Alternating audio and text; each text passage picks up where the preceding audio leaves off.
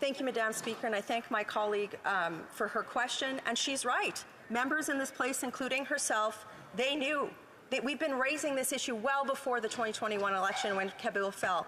Members in this place will have the opportunity to talk to their caucuses about a motion in front of the Citizenship and Immigration Committee, which would do just that, summons these people so that they can come and be questioned and held to account by Parliament if this government won't do the same. The honourable member will have 2 minutes after question period to pursue the questions and comments. Statements by members. Déclaration des députés. The honourable member for Spadina, Fort York. Madam Speaker, I'm rising today to bring to the government's attention the high level of concern being expressed by my constituents about their personal safety. There have been many incidents of violence, and several have received widely covered attention as they occurred in our community of Spadina, Fort York. For example, the tragic swarming and murder of Ken Lee, a 59-year-old man, by 8 female youth assailants, occurred right across the street from my constituency office. A woman was also stabbed on board the Spadina streetcar, the same transportation used by my constituents to go to school, to pick up groceries, and to go to work. My community and our city demands action. Placing a few extra police on subway platforms, while helpful, is not a definitive answer. This is why, Madam Speaker, I have organized a town hall meeting in my riding on February 15th on the issue of community safety. Representatives from the Toronto Police Service will also be present. This meeting gives constituents an opportunity to voice their concerns and explore measures that could be put in place. Honourable member for Winnipeg North. Yes, thank you, Madam Speaker. I'm waiting. Madam Speaker, no matter where you live or what you earn, healthcare services throughout the country are something in which we all believe in, Madam Speaker. It is a core part of what it means to be a Canadian. $198 billion in additional federal dollars to support healthcare, Madam Speaker, over the next 10 years. That is a commitment to a national healthcare program. Access to family doctors or nurse practitioners. Support for healthcare workers. Reducing backlogs. Mental health is a part of healthcare. Support data and science, transparency and fairness. The Canada Health Act, Madam Speaker, matters to all Canadians. I'm so proud to be of a government that is so committed to providing one of the core values. The honourable member for Bow River. Speaker, and it's good to see you back in the House, and welcome back. It's just incredible how the Liberal government believes Canadians have just never had it so good. But they're just plain wrong. The Prime Minister believes his tax and spend agreement is just too good to quit, even though over half the country thinks the Prime Minister is just incapable of doing this job. Record high inflation just increased by 9%, and it's just some $500 billion in spending that led to this crisis. But the CRA thinks it's just not worth tracking down. Canadians are just trying to get by, and that's just why the Conservative team is just going to make Canada the best place to live on earth again. The carbon tax will then be just a bad nightmare for farmers, and they will be happy that they finally just got a break. It's just this Prime Minister that got Canada into this mess, and Canadians want the Prime Minister to just get out of the way so the Conservatives can just clean it up. Yay! The honourable member for Halifax West. Condolences on the passing of William Joseph Gorman. As an educator, speaker, and volunteer, Bill gave of himself freely and touched the lives of many. He was a model of what all good teachers and all good people aspire to be. My memories of Bill go back to September 1976. Those first few weeks of being back in Canada and going to English school for the first time. Not only did I not know anyone, but I also could not communicate in English. There was Mr. Gorman, then principal of St. Agnes Elementary and Junior High, who welcomed me with kindness and compassion. He offered support with a smile then, as well as decades later when I decided to run for public office and we reconnected. To his wife Diane, children Bruce and Cindy, grandchildren and extended family, my sincere condolences. Please know that he will be fondly remembered for his good deeds and actions. The Honourable Member for Winnipeg Centre. Thank you, Madam Speaker. February is Black History Month, and this year's theme is Black Resistance. Remember, recognize, and educate. After 2 years of virtual programming, I'm thrilled that Black History Month events are being held in person again in Winnipeg. And I want to congratulate Black History Month Manitoba and its chairperson, Nadia Thompson. For over 40 years, this organization has played a critical role in serving Black communities and educating the broader public about Black history, Black resistance, and the enormous contributions the Black community has made in Manitoba.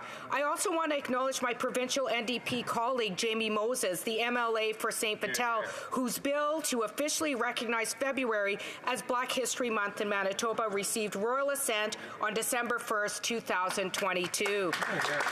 I'm delighted that the bill passed in time for this February. Black history is Manitoba history. It is Winnipeg history. I encourage folks to visit Black History Manitoba's website for a full calendar of events taking place.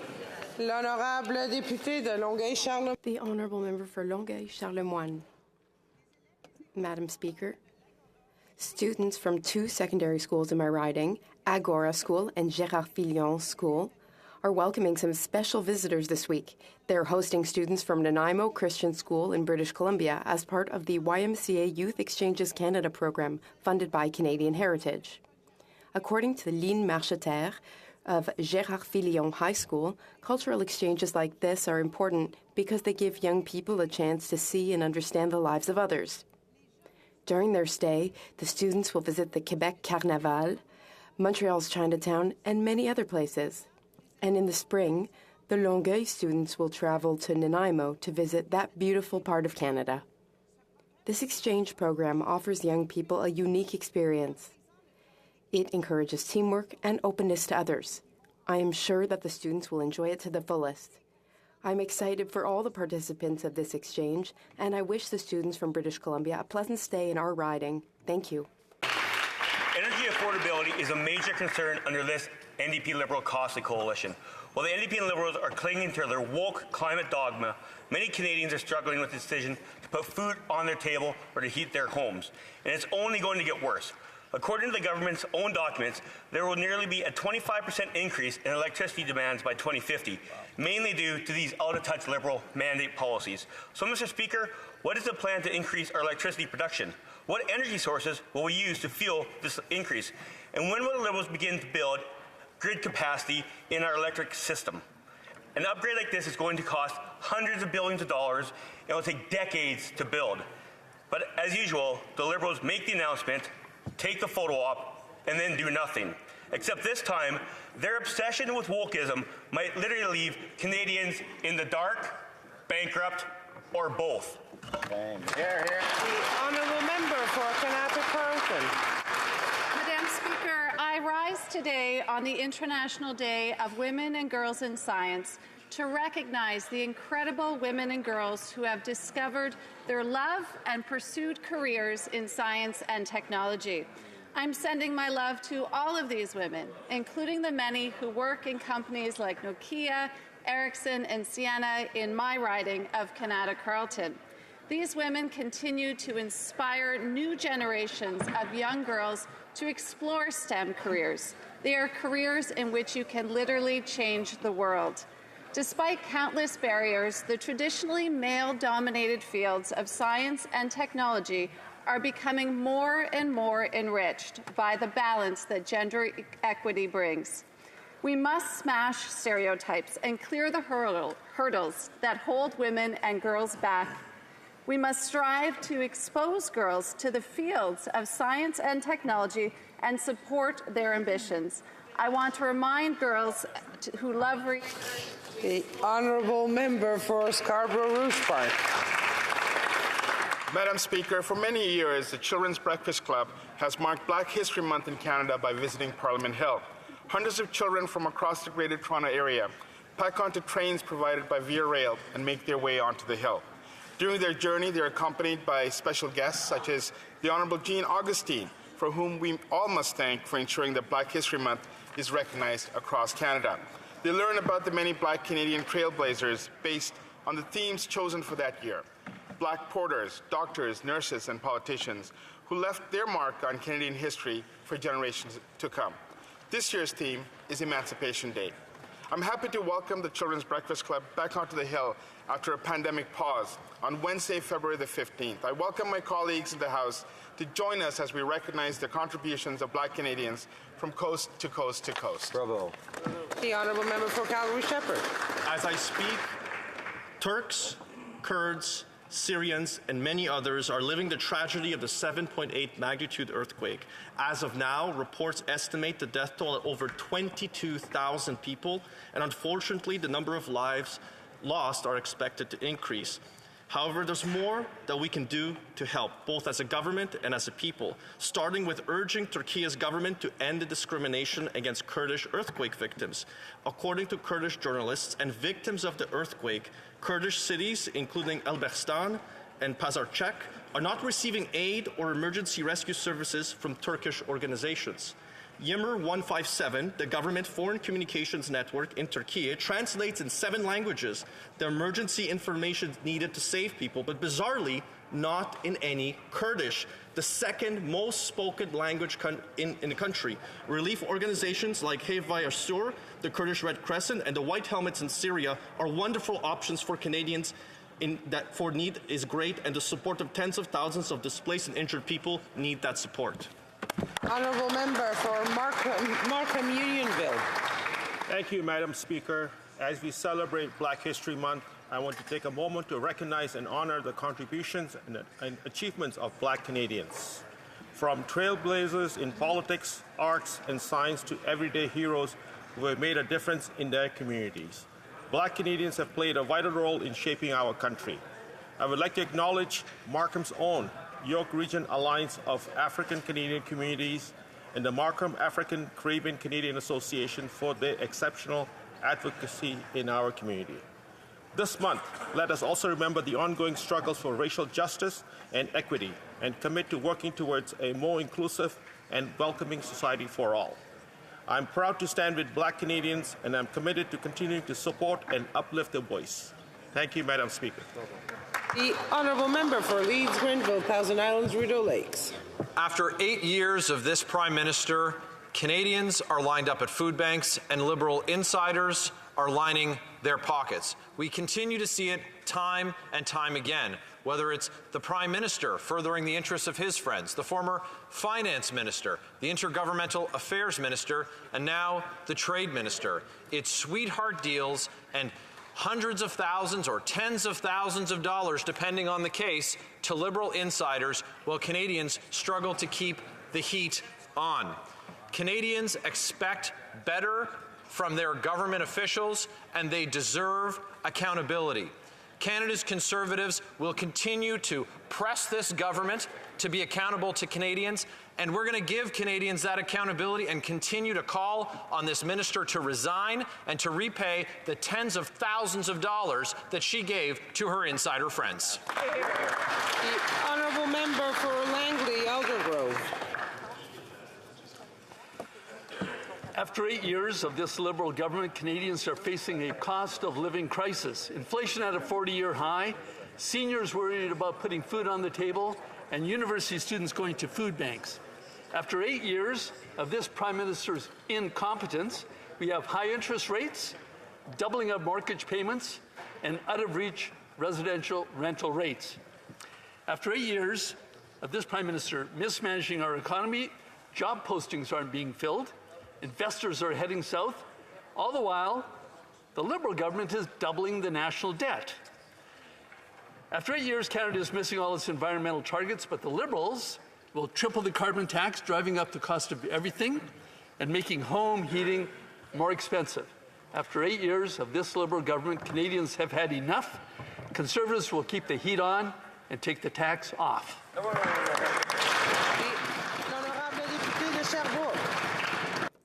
The Honourable Member for Sherbrooke. Thank you, Madam Speaker. Earlier this year, the University of Sherbrooke was ranked first in the world for sustainable development in the International STARS ranking for higher education institutions. It's an unprecedented achievement. This prestigious acknowledgement reaffirms the university's position as a leader in sustainable development and demonstrates its ability to be a driver of change to inspire our societies and propel our country to become greener, more responsible, and more inclusive. In order to address the issues facing our society, over 75% of the university's departments are involved in research related to sustainable development and offer sustainable development-related courses. 90% of departments offer related courses. Let's be proud of the rectorate, of all of the teaching and support staff, and especially of the university's student community, which is taking this institution to new heights. Thank you. Member for Edmonton-Griswold. Millions of Canadians are grappling with the reality of our country's colonial past and present. But our institutions are not, and this House, Madam Speaker, worst among them. Yesterday, I sat in public accounts and listened to the Auditor General plea with this government to finally do what's right and end the systemic racism present in the federal prison system. It's no secret Indigenous people make up a vast majority of our prison system, while only making up a minority in Canada. These are shameful results. But instead of holding this government truly accountable, the leader of the opposition is only making things worse with reckless rhetoric and failed tough-on-crime policies that harm Black and Indigenous communities without making things safer. I call on the Minister of Public Safety and the leader of the opposition to sit down and listen to the Indigenous people who are living the consequences of this colonization. Hear, hear. Hear, hear. The Honourable Member for Jonquière.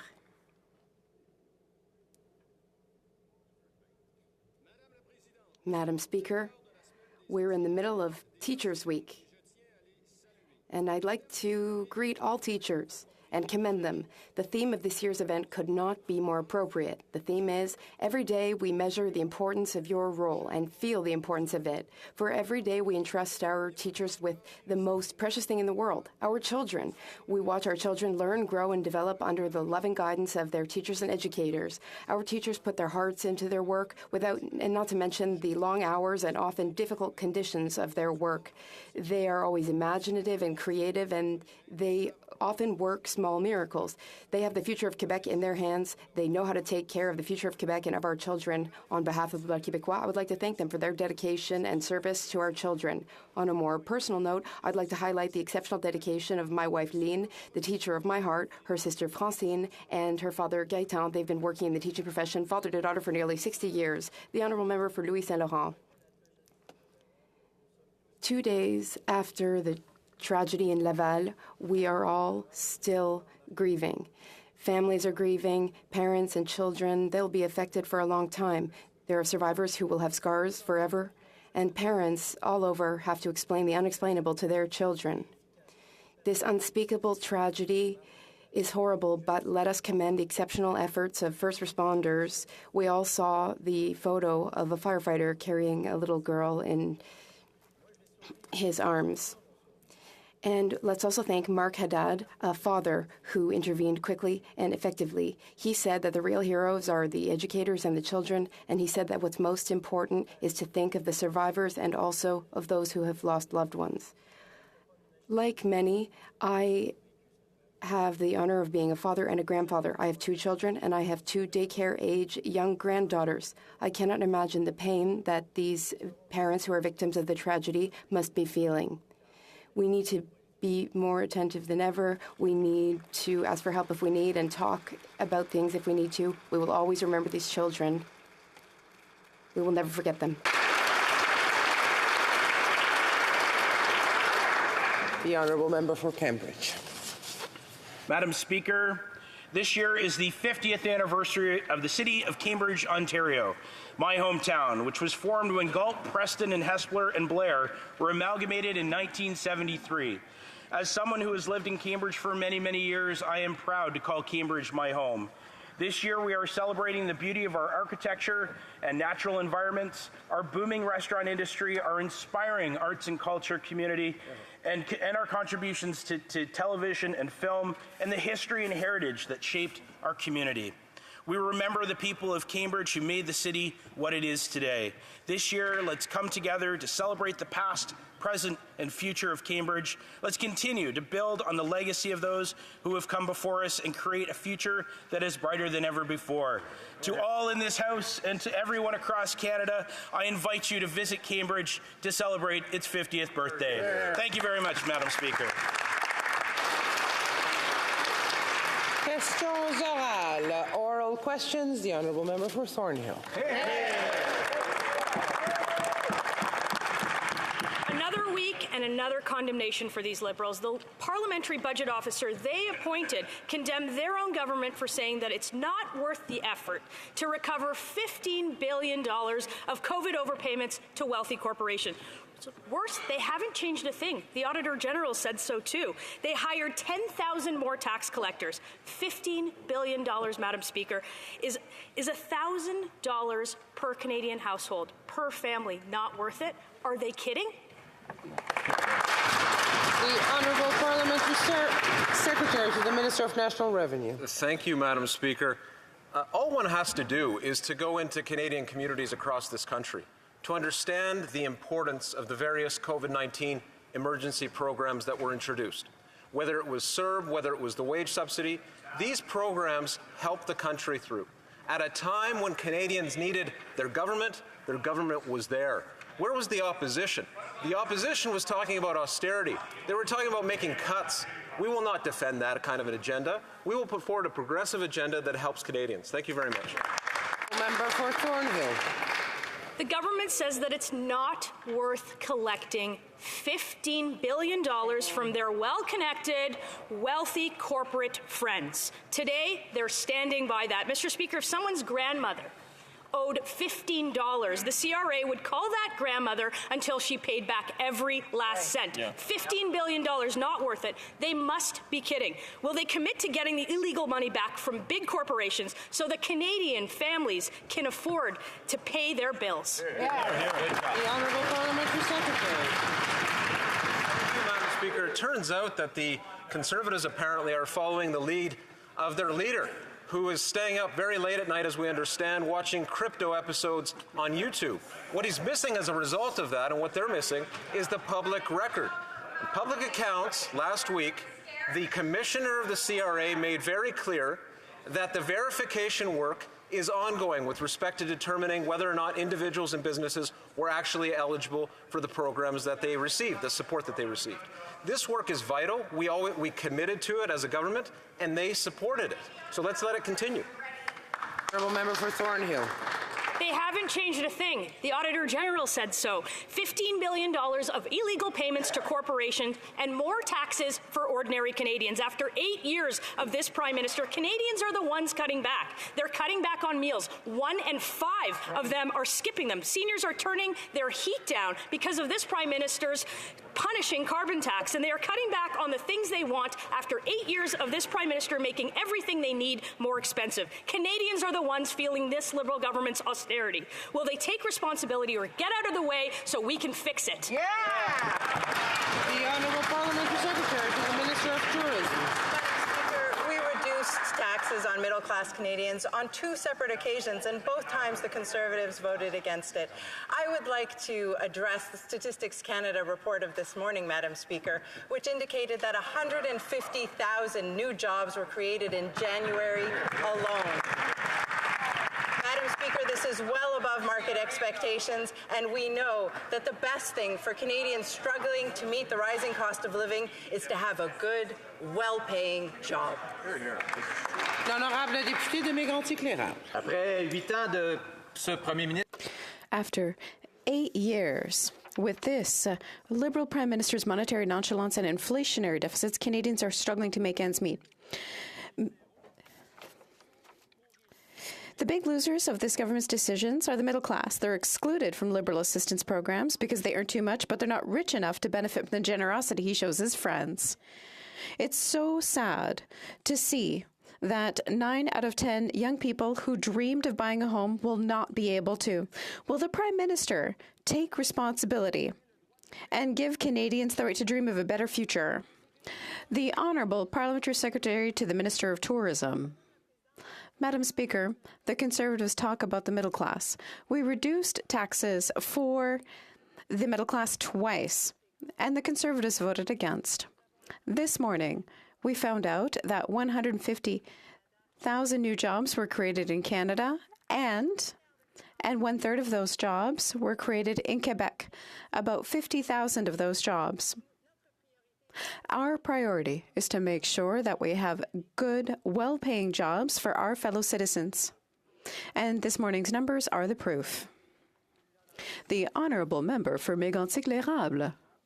What we voted against, Madam Speaker, are inflationary policies for this government over the last 8 years. The result is that large grocery chains announced this week that the grocery costs are going to go up again in the coming months. Last year, it went up by 11%, and this year, the average family is going to pay $1,000 more to have access to groceries, to eat, to put bread and butter, meat, vegetables on their table. That's the reality that the Liberals don't want to see, but is happening. Will the Prime Minister, the Honourable Minister of Sport? Madam Speaker, the government has been responsible and helped citizens when they needed it most. We created dental care for children less than 12 years old and a $500 rent. I will interrupt the Honourable Minister. Will the Honourable Minister allow? The Honourable Minister. Merci, Madame la Présidente. Alors, je disais que notre gouvernement... Thank you, Madam Speaker. Our government has a responsible attitude by helping people when they need it the most to get through hard times. Why is it every time we want to help Canadians, do the Conservatives oppose it, such as when we cut taxes for the middle class twice? The Honourable Member for Salaberry-sur-Roi. Madam Speaker, we knew that New York was paying asylum seekers free bus tickets to Plattsburgh to Roxham Road. What Radio-Canada revealed today is that once there, American customs officers are taking asylum seekers to Roxham. Some of them have even started engaging in black market deals.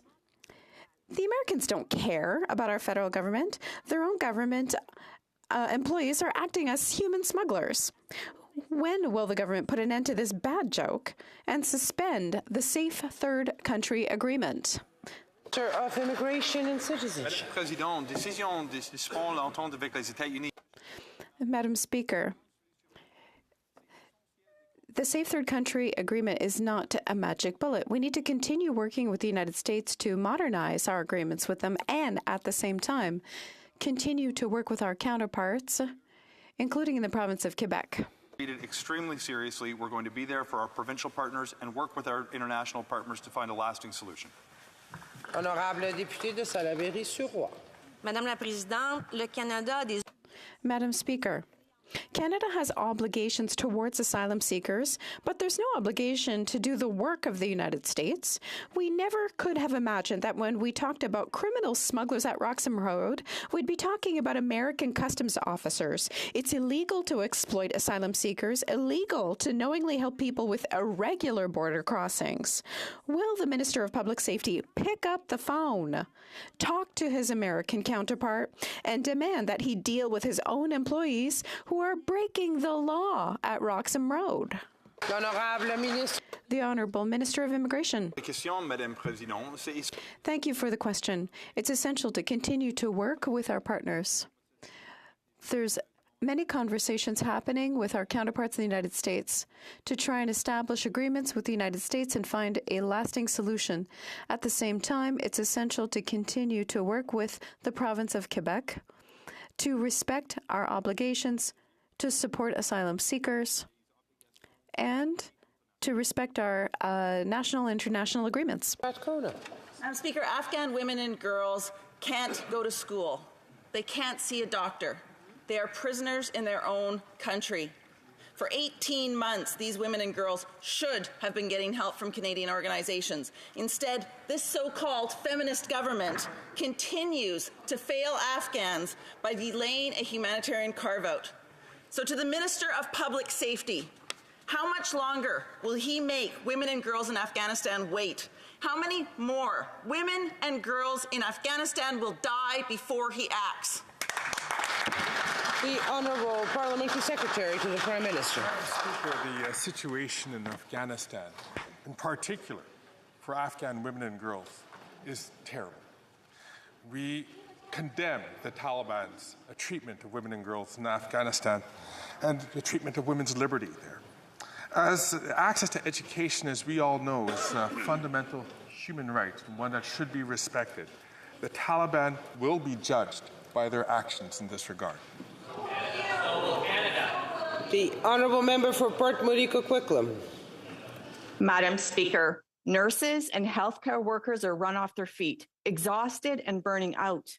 They are mainly women, disproportionately racialized women, and yet they have never been paid fairly. This discrimination is wrong, and the Liberals let it worsen over the last 7 years. Our nurses and healthcare workers are underpaid and undervalued. They deserve better wages, better working conditions, and respect. Why doesn't the Liberals' healthcare offer to the provinces include real funding for raises to finally give care economy workers the respect they deserve? The Honourable Minister of Health. Thank you, Madam Speaker, and our colleague is exactly right. For workers to care for people and patients, we need to care for them. It's been very hard during COVID-19 and until now, with all the pressure, the mental health challenges that they've had, the physical damage that COVID-19 has had on workers. They have left in large numbers. Many of them are sick or tired. We need to care for them if we want them to keep caring for us. Thank you. Hear, hear. The Honourable Member for Regina Capel. Mr. Speaker, 8 years of Liberal deficits, waste, and corruption have driven inflation to record highs, and nowhere is that more obvious than in the grocery aisle. Now, the Prime Minister likes to try to blame everyone else, but even the Liberals are now admitting that inflation is caused by domestic factors. One of those factors is the carbon tax. It makes everything farmers use to grow their crops more expensive, and those costs get passed on to consumers. Now the government is going to triple that carbon tax. So why should Canadians believe anything Liberals say about addressing the cost of living crisis when they are deliberately making Canadians pay more for food? The Honourable Parliamentary Secretary. Thank you very much, Madam Speaker. And I appreciate the question because let's talk about the rising cost of food. Let's talk about what families are facing. Let's talk about families like mine. When I'm at the grocery store with my son Nitin and he's wanting a particular cereal, a particular type of dessert, and I talk to him about the rising cost of groceries, I also explain to him about what we're doing to help Canadians. And I tell him that we're targeting our... If the Honourable Members ask a question, can you please give the Honourable Member answering it the courtesy of keeping silent? The Honourable Parliamentary Secretary. What I do is when I speak to my son, I explain to him about what we're doing at a targeted way to help Canadians that are struggling with the cost of those groceries, those expensive items as we walk down the aisle in those grocery stores. And I tell him we're targeting benefits, such as dental care benefits, such as affordability benefits. Member for Regina Capel. The worst part about their carbon tax is that they try to dress it up as an environment plan, but it's not working. They haven't hit a single target. You see, the Liberal plan was to drive up the cost of everything and hope that greenhouse gas emissions fell as a result. I can report to the Minister that the first part of that plan, making everything more expensive, they nailed that. The second part, not so much.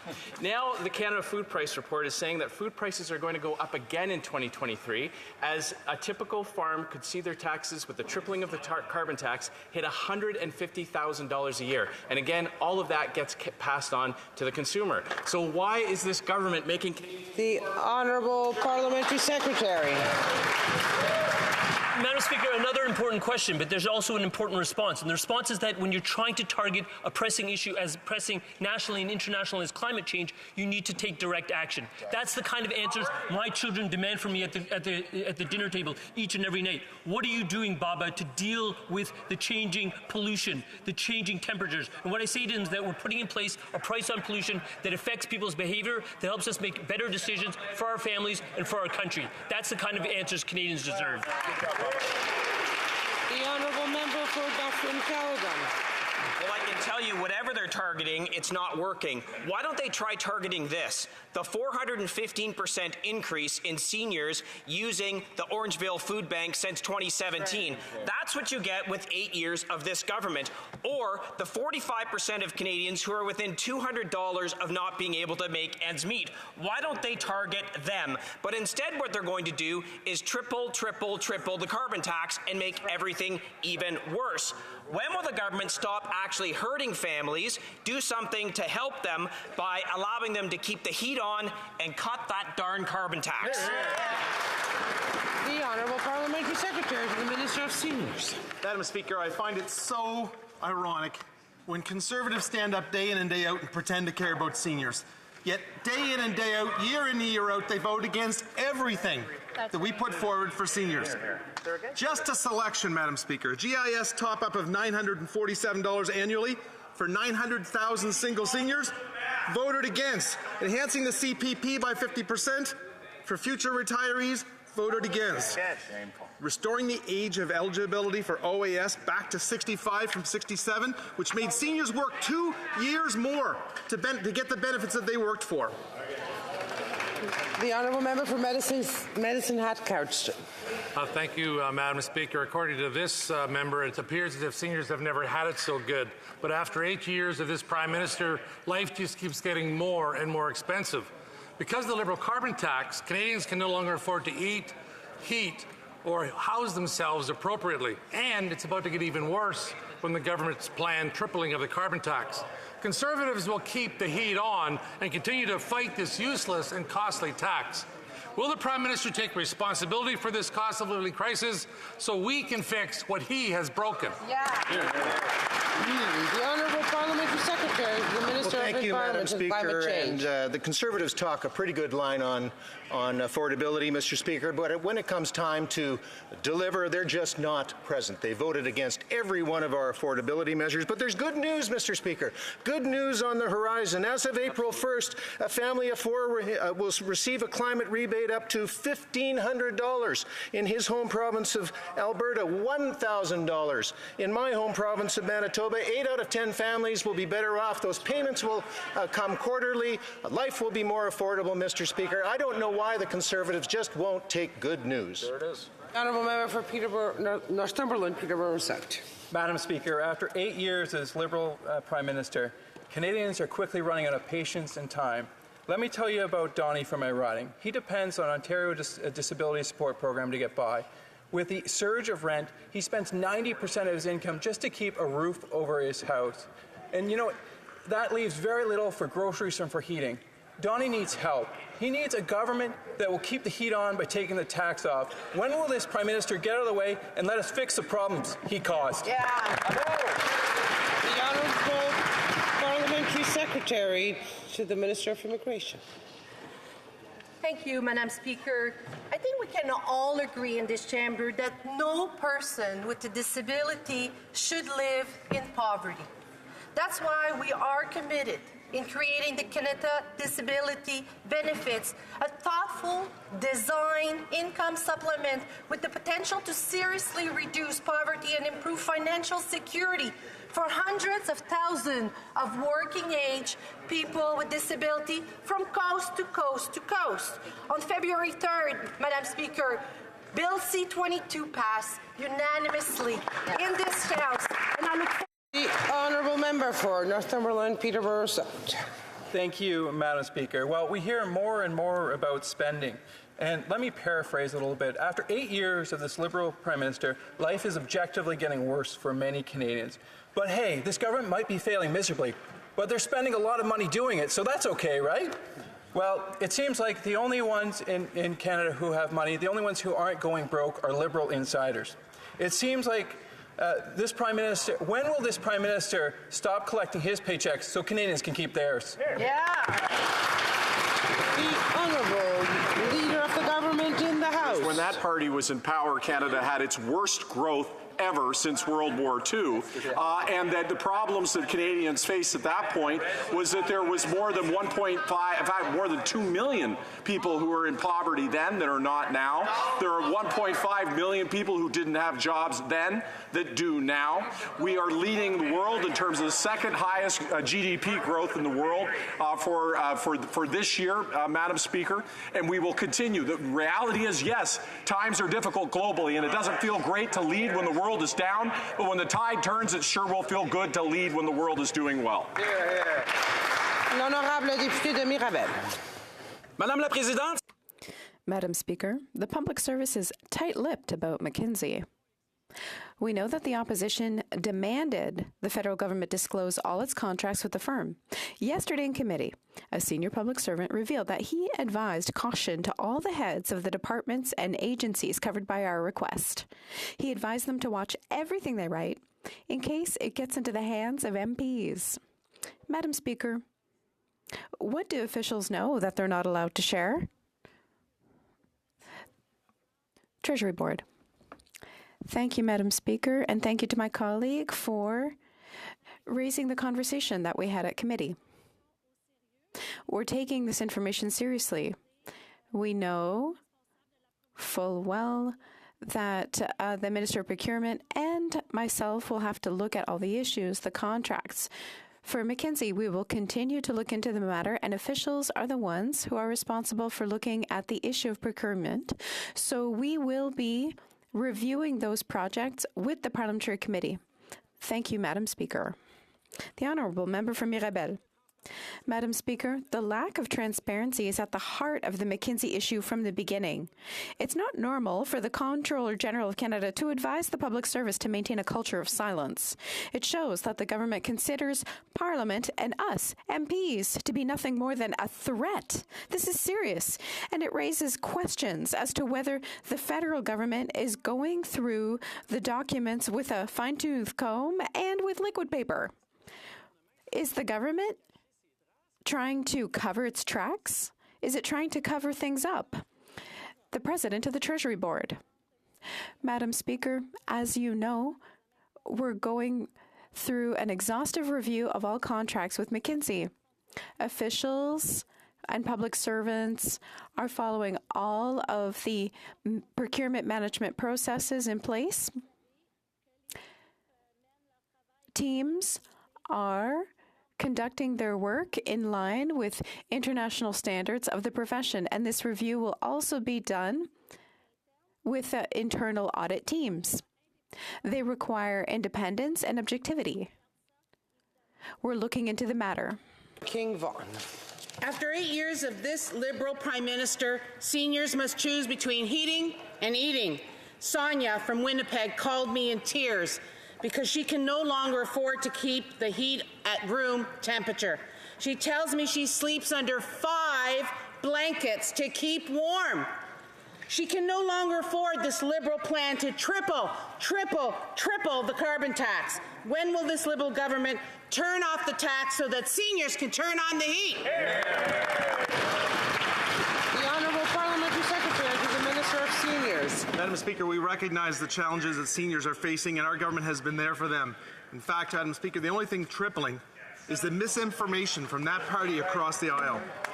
Unlike the party opposite, who has opposed every single measure to support seniors and to give reckless advice to invest in crypto, our government is helping seniors who are struggling. We've doubled the GST tax credit. We provide dental and rental support. We also increase the OAS for seniors aged 75 and over. We'll take no lessons from the Conservative Party of Canada, Madam Speaker. Good job. The Honourable Member for Edmonton Manning. Only smart people take lessons, by the way. Madam Speaker, Liberals insist that carbon tax is revenue neutral while picking the pockets of average Canadians. Life is no longer affordable. Faced with inflation, tax increases, record high prices, the Prime Minister shows his sympathy by planning to triple the carbon tax. Conservatives will keep the heat on and take the tax off. For 8 years, he has ignored the needs of all Canadians. When will he step aside so that we can fix what he has broken? Yeah.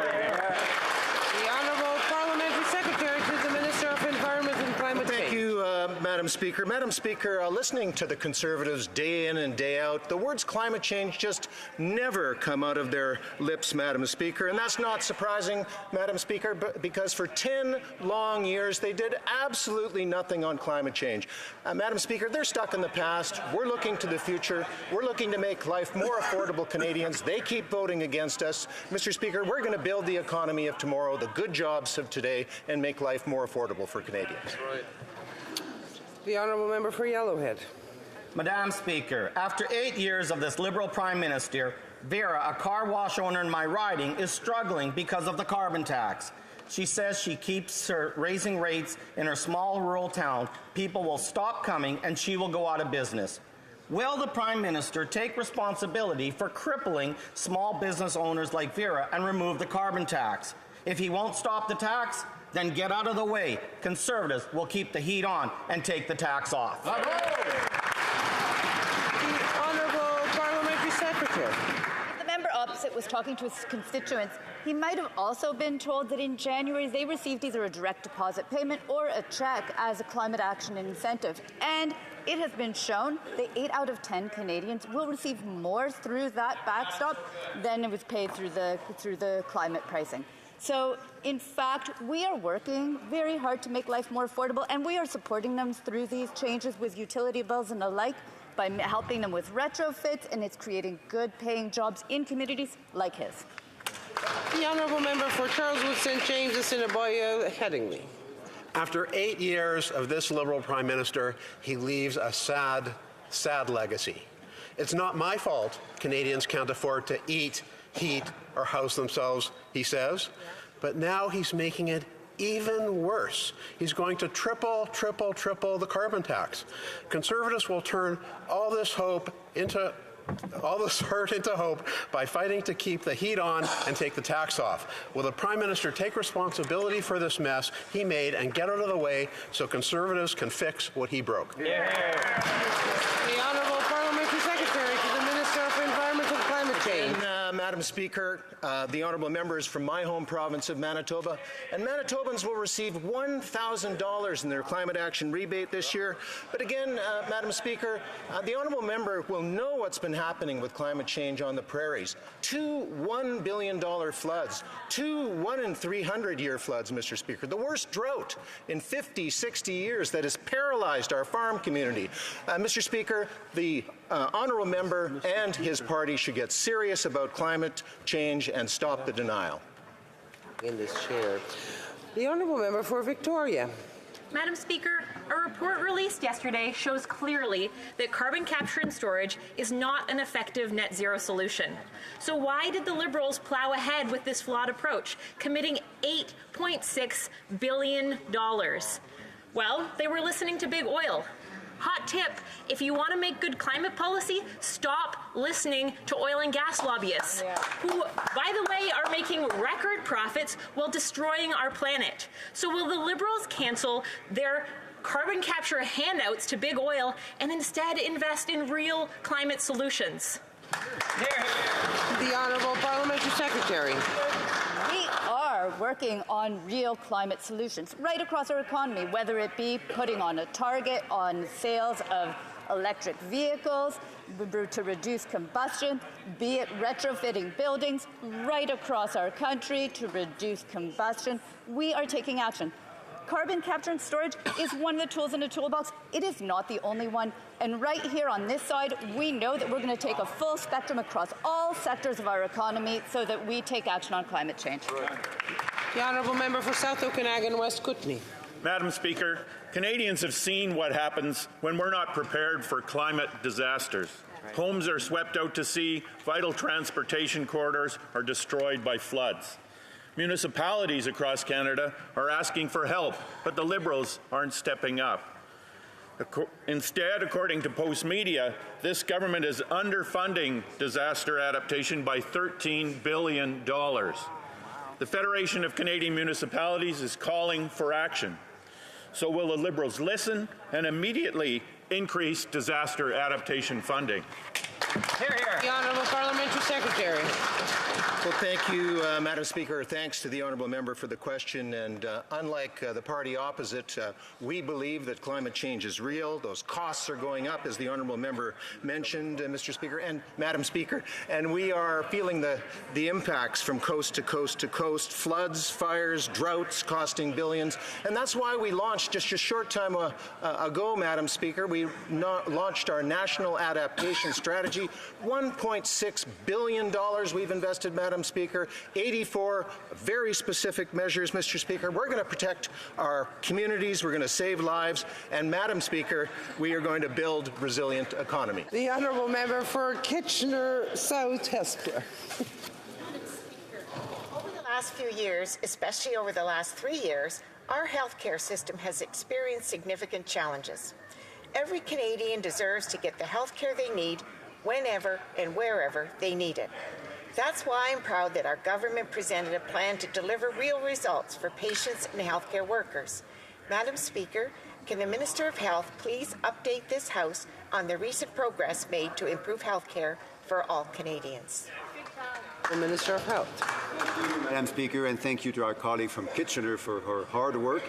And thank you, Madam Speaker, for giving me this opportunity to say exactly that. That is, on Tuesday, we made an offer of $200 billion over the next 10 years to prepare the future in healthcare, but also to repair the damage that was caused by COVID-19 by giving more access to family health teams, which are essential for a truly functioning healthcare system, reduction in backlog, supporting healthcare workers, investing in mental health, and having a system, a data system in Canada that saves lives and protects the health of workers. The honourable member from Montmagny-Lake-Kamouraska-Rivière-du-Loup. Madam Speaker, after 8 years of laxist policies from this Prime Minister, the consequences are disastrous. In Vancouver, 40 delinquents were arrested 6,000 times over 1 year. The Liberal government releases criminals in their communities. Shootings in Montreal are multiplying. Weapons convictions are more lax than in the past. And so when will more strict measures be reinstated by this Prime Minister? The Honourable Parliamentary Secretary. Madam Speaker, Canadians deserve to feel safe. Risk to public safety, they should be denied bail. At the Minister of Justice direction, federal officials have been working for months with their provincial territorial counterparts to develop ways to best keep Canadians safe. We all have a role to play in protecting our communities. In fact, the Minister of Justice met with police chiefs from across the country to listen to their suggestions on how to deal with serious repeat violent offenders and on bail. They agreed that we need lasting solutions that are... The honourable member for Montmagny-Lake-Kamouraska-Rivière-du-Loup. Madam Speaker, violent crime has increased by 32% since this Prime Minister took office. Over the past 8 years, gang-related homicides have increased by 92%. Canadians are increasingly concerned. It's sad to see that in Canada, that has a reputation for being peaceful, people are afraid to walk alone or use the metro in Toronto, for example. What is the Prime Minister going to do to finally protect the population?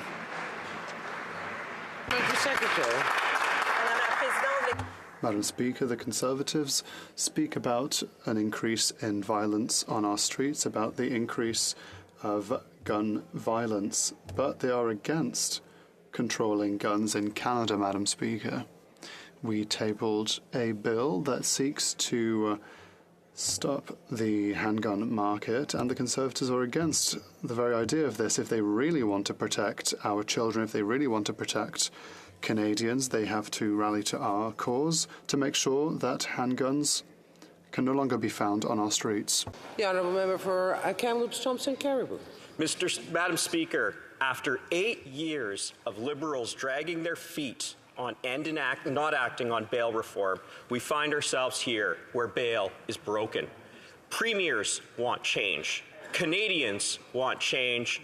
Police want change. This government prefers to talk rather than act. Yesterday, I and my Conservative colleagues took the first step in a very long journey on bail in tabling Bill C-313. Will this government pass this legislation or get out of the way so we can reform bail? The Honourable Parliamentary Secretary to the Minister of Justice and Attorney General of Canada. All Canadians deserve to be safe and to feel safe, and the laws on bail are clear. If an accused person poses a serious risk to public safety, they should be denied bail. At the Minister of Justice direction, federal officials have been working for months with their provincial territorial counterparts. We all have a role to play in protecting our communities, Madam Speaker. In fact, the Minister of Justice met with police chiefs from across Canada to listen to their suggestions on how to deal with serious, repeat violent offenders on bail. They agreed that we need lasting solutions that are tough when they need to be tough, but also address underlying issues. The Honourable Member for Kamloops, Thompson, Carrigal. Madam Speaker, I invite my honourable colleague to go back and to listen to the Minister of Justice's remarks to this House when asked similar questions on January 30th and 31st of this year and into the prior year, where he essentially denied that there wasn't a problem. Now we hear that they've been talking for months. After 8 years of inaction, the bail system has never been worse. Canadians feel unsafe. 32% increases in violent crime. Gangland homicides up 92%. No more talk. Canadians want action. We are ready to start the process with bail reform on a very long journey. Will they help or get out of the way? Parliamentary Secretary. Madam Speaker, we will agree on one thing, that all Canadians deserve safety and that their government needs to take their safety as a fundamental priority. Where we don't agree is that there are foundational issues that relate to criminal justice problems and the overrepresentation of certain communities in our criminal justice system. Things like systemic racism, things like colonial legacies vis-a-vis the Indigenous community. What I would reiterate is that what we need is the cooperation of all parties to tackle these multiple issues that lead to criminality in our society. When we address the root causes, such as mental illness, such as addictions, such as systemic racism, that is when we can truly achieve the goal of keeping our communities safe. Merci. The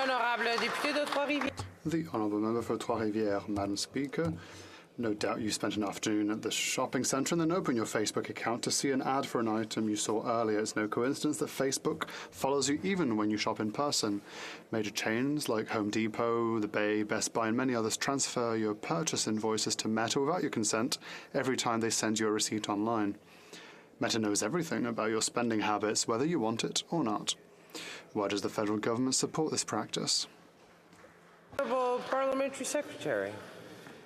Madam Speaker, unlike the former government, who did nothing to modernize our economy, our government has a plan to grow. Madam Speaker, Canadians have never been more reliant on the digital economy. Yet our existing digital privacy law was just updated before the advent of technologies such as the use of social media and smartphones. In the new digital economy, enhanced privacy will not only benefit consumers, but will allow companies to innovate, compete, and thrive. That's why it's crucial to have clear rules when it comes to this sector, and that's why our government was proud to introduce our digital charter legislation, and we hope all parties will join us in supporting this. The Honourable Member for Trois-Rivières. Thank you, Madam Speaker. I'll try to ask the right question. C27 was intended to tighten the control of personal information, but it does not address this practice and does not recognise the fundamental right to privacy as recommended by the Commissioner. C27 does not require businesses to seek valid consent from customers before sharing their data. Simply requiring an electronic receipt at the shop is not an authorisation to dispose of our personal data. Will the government amend C27 to protect consumer data rather than the right of businesses to share it without consent?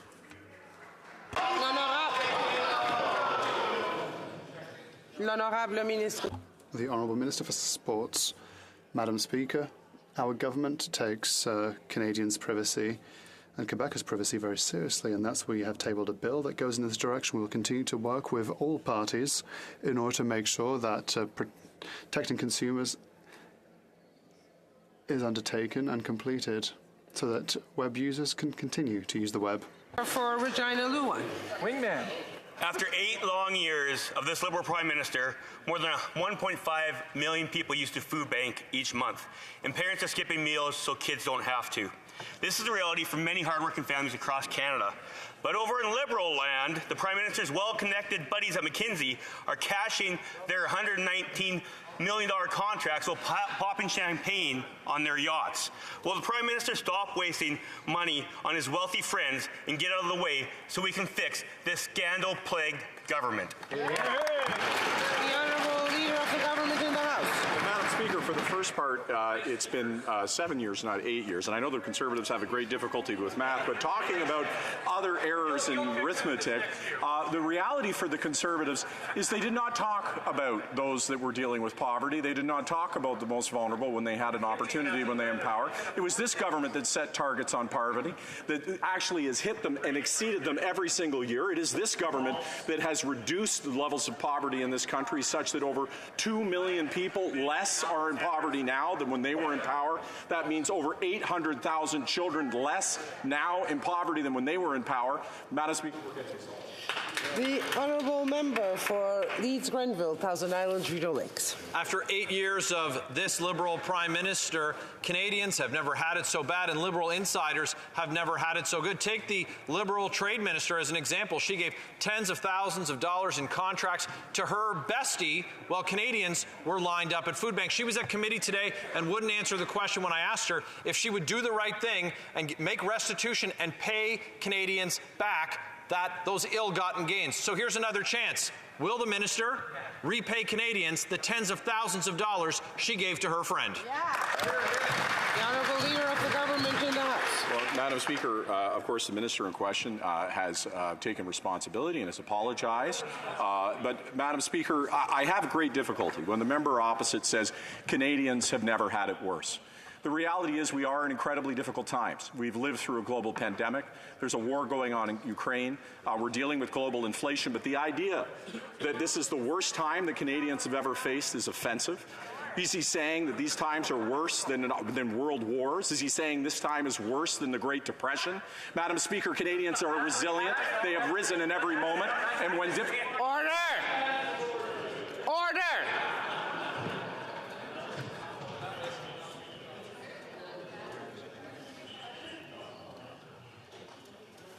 The honourable leader of the government for a few seconds. Madam Speaker, these are the hardest times the world has gone through since the Second World War.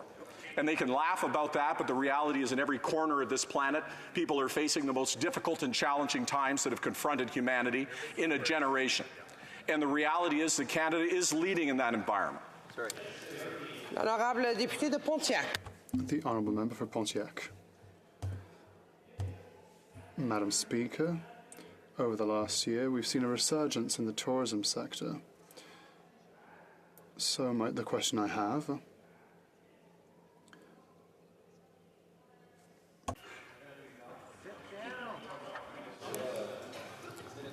L'honorable député, oui, the honourable member was rising on a point of order? No. You missed this question. No, I did not miss the question. I did it because the disruption is getting really unruly. It is very difficult to control the House and have a proper exchange of questions and answers when members can't hear each other. I didn't hear the noise. Now there's noise on both sides, yes. Pardon? Pardon, what did the honourable member ask? Both sides of the House. Does the member whose party is responsible for the disorder now lose her question? If that's why the Speaker has said that I've lost my. There's disorder on both sides right now, or there was. I think the question back.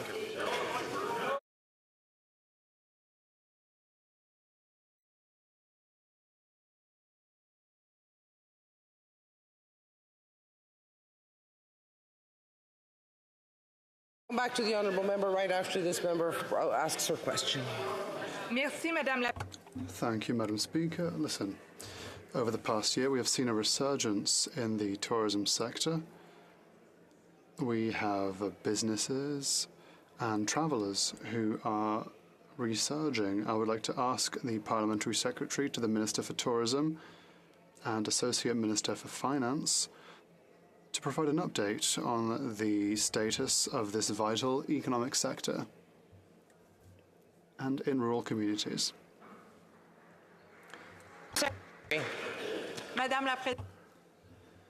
Madam Speaker, I'd like to thank the member for Pontiac for her diligent work and for her work at the Finance Committee last year. We've seen a huge increase in the number of international tourists coming to Canada, and this means that We reached $20 billion of tourism spending in Q3. That's $20 billion in just 3 months coming from abroad to Canada to buy what we have to offer. Madam Speaker, I would like to... Member for Leeds, Grenville, Thousand Islands, Rideau Lakes. Madam Speaker, the government House Leader would tell Canadians that they've never had it so good. And his metric for how well this government is doing is that Canadians aren't currently suffering a world war. His word salad will not fill their bellies. But what the actions of this government is doing is filling the pockets of Liberal insiders. Right. So if the minister won't do the right thing and pay Canadians back the tens of thousands she gave to Liberal insiders, then she needs to resign, because that's what Canadians demand and deserve. The Honourable Leader of the Government in the House. Madam Speaker, I did not rise in this place and say that Canadians have never had it so good. What I said was that we are living through some of the most difficult, challenging times anywhere in the world, and that it is small comfort when times are as difficult as this, that our inflation in this country is less than the U.S., the U.K., the Eurozone, the average of the G7, the average of the G20. It's small comfort that we're leading in terms of GDP growth, employment growth, female participation in the workforce. It's small comfort, but Madam Speaker, I say to those that we're there for them with programs and services that lift them up.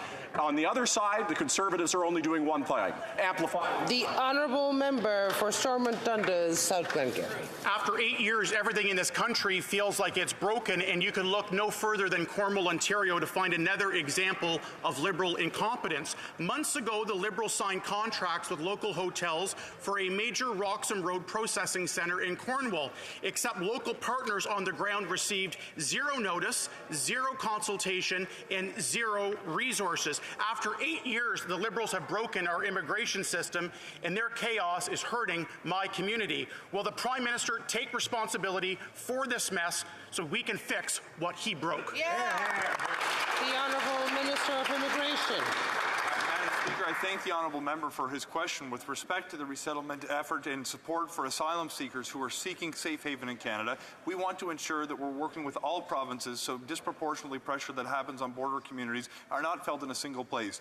With respect to his allegations that the immigration system is somehow broken, I would like to correct the record. We have welcomed now more than twice as many people as were coming into this country as permanent residents as when the Conservatives were in power. We have more than doubled our productivity, and we have returned to the service standard for study permits, close there to work permits, for family reunification, and for economic immigration. We need to continue to do the work. The Honourable Member for Stormont Dundas, South Glengarry. The minister is telling the people of Cornwall that there's absolutely no problem when it comes to his failed, broken system of this processing centre. But don't take my words for it. Take the words of the Mayor of Cornwall himself, who said this week, quote, IRCC is not on site. They're not here. They're in Ottawa managing at an arm's length distance to make decisions about it without consulting us or hearing our side. That's not effective. I couldn't agree more. For the minister to paint such a rosy picture when there's so much chaos happening in Cornwall from his poor leadership is tone deaf and out of touch. When will he fix the problem?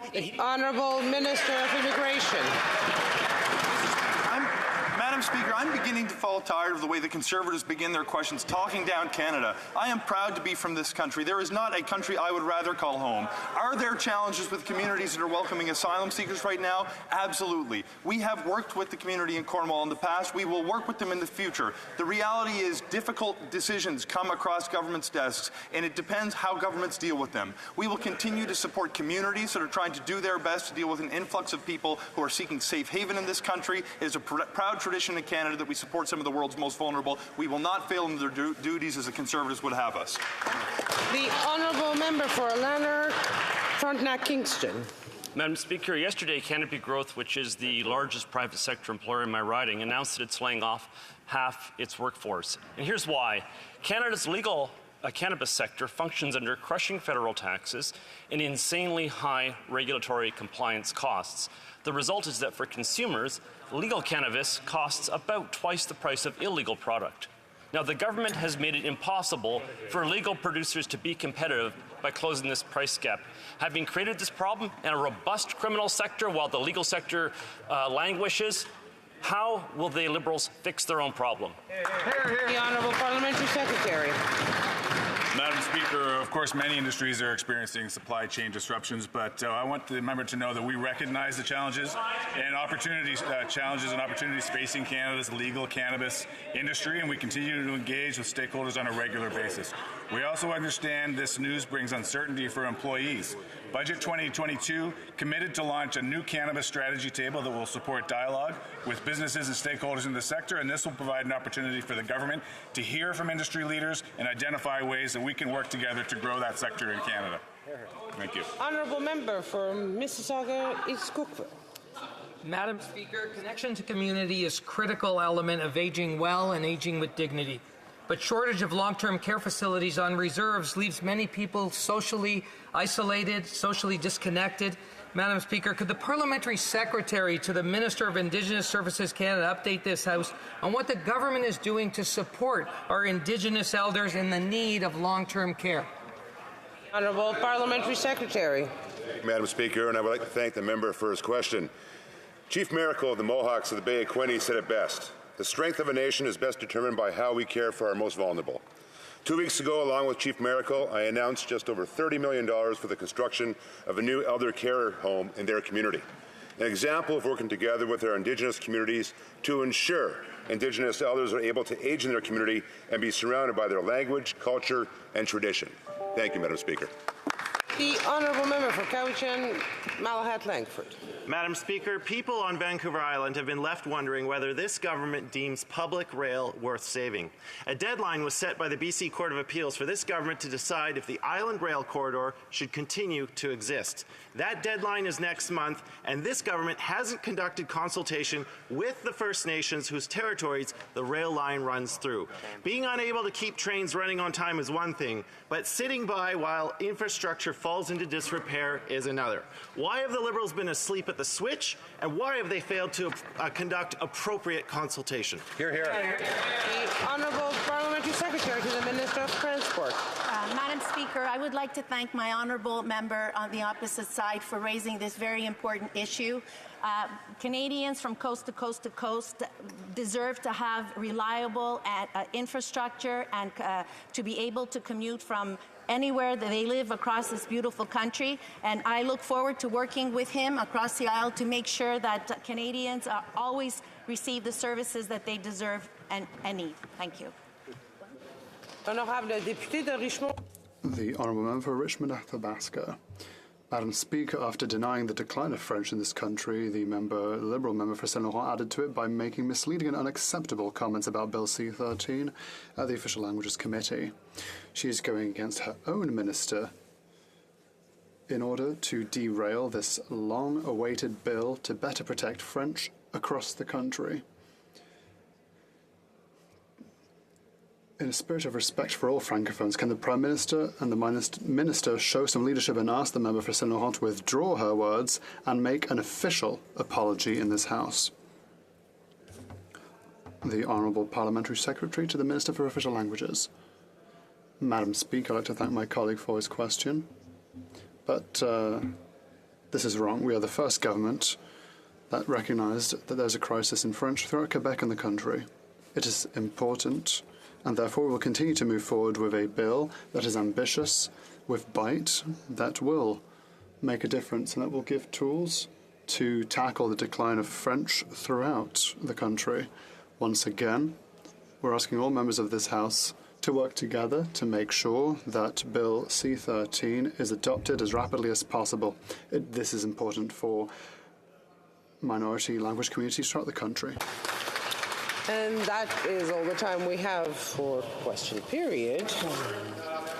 Yes, the Honourable Parliamentary Secretary is rising on a point of order. Thank you very much, Madam Speaker. I rise on a point of order concerning decorum in the House. And like many members, you may have noticed a new behaviour that has crept into the House in the 44th Parliament that was previously not present to my notice.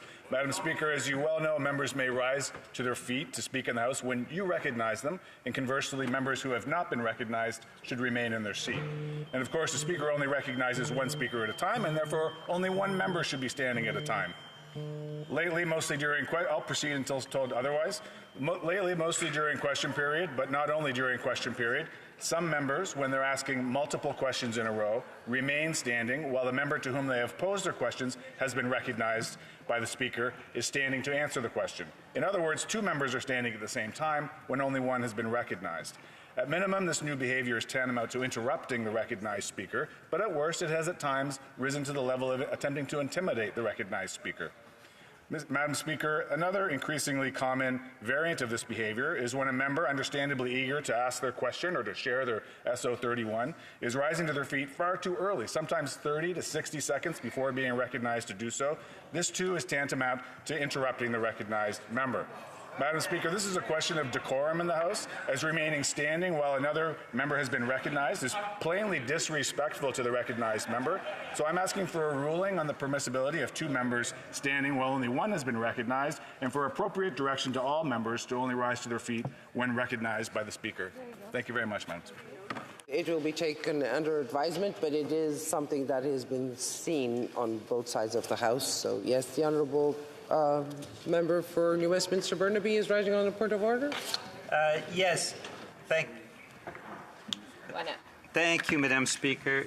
Yes, on the relatively the same, though I would suggest that a member rising early prior to their statement or prior to their question is reasonable. I do believe, Madam Speaker, and this applies to all parties, if a caucus is being disruptive, you have the right, Madam Speaker, to dock a question in question period. In fact, that applies to all caucuses. Secondly, Madam Speaker, I would suggest that you remind all parties that during question period, points of order are only allowed on a technical basis if there's problems with interpretation, not procedurally. And if you could remind all members, that would be welcome. And nobody raised a point of order. It was my mistake. Nobody raised a point of order during this question period. And it will be taken under advisement. Orders of the day. No, routine proceedings, yes. The